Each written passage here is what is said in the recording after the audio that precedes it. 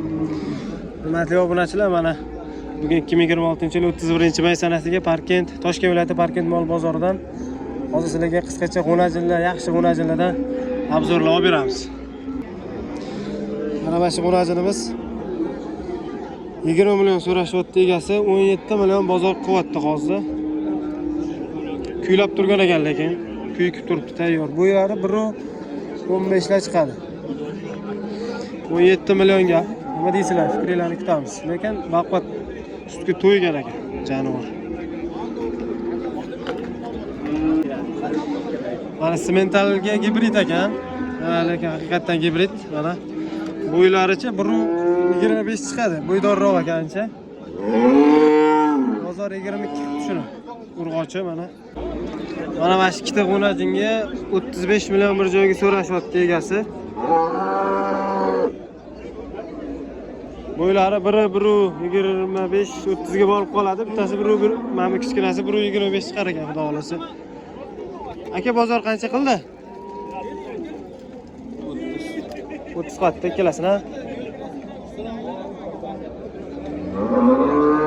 Yaxshi g'unajinlar ekanlar.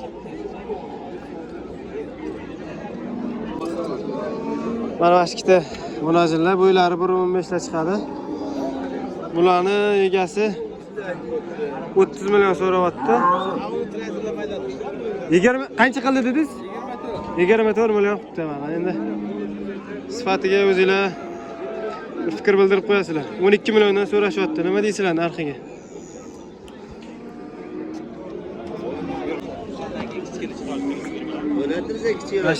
Kichkina g'unajinlar mana bo'ylari 1.15-20 ga chiqadi.